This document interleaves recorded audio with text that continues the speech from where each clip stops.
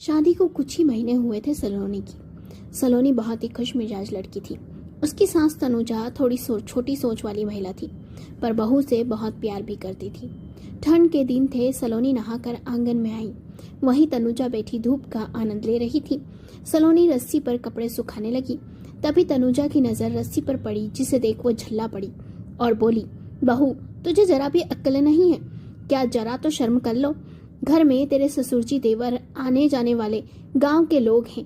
सब देखेंगे तो क्या कहेंगे? अरे हमारी इज्जत का सत्यानाश करवा देगी क्या? सलोनी को कुछ समझ नहीं आया। वो हैरत भरी नजरों से देखने लगी तो तनुजा ने कहा, बहू, अपने निजी कपड़े अपने कमरे में ही डाला करो, यहाँ बाहर आंगन में नहीं। ये सुन सलोनी झेप गई। कुछ कहना तो चाहा, मगर सास ने बात काट दी। पति अजय भी वहां आ गया और बोला, माँ सही कह रही है सलोनी, समाज में रहना है तो इन बातों का ध्यान रखना पड़ेगा। सलोनी चुप रही। अगले दिन सलोनी ने सोचा, मैंने तो कुछ गलत नहीं किया, कपड़े ही तो सुखाए थे। फिर भी उसने वही किया, कपड़े आंगन में डाल दिए।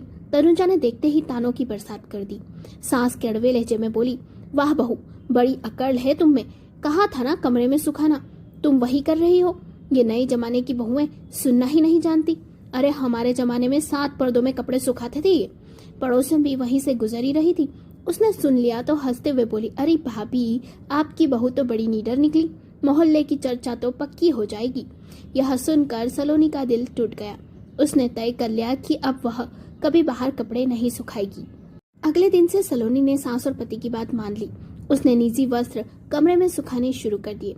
धूप न मिलने से कपड़े ठीक से सूखे नहीं और उनमें नमी रह गई।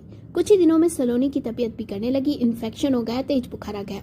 डॉक्टर ने जांच के बाद कहा, डॉक्टर ने कहा, आपके निजी कपड़े गीले रह जाते हैं, इसलिए बैक्टीरिया पनप गए। इन्हें हमेशा धूप में सुखाना चाहिए।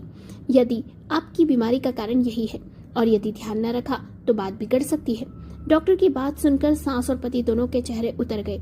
अजय ने झेपते हुए कहा, माँ, हमने ही सलोनी को कपड़े कमरे में सुखाने को मजबूर किया।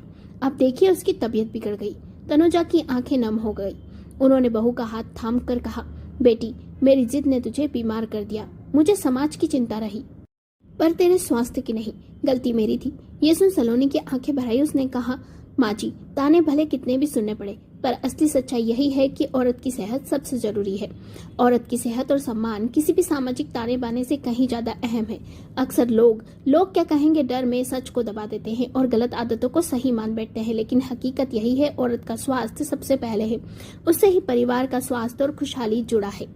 कहानी पसंद आई तो लाइक करें, शेयर करें और चैनल को सब्सक्राइब करें और कमेंट करके बताएं कि आपको ये कहानी कैसी लगी।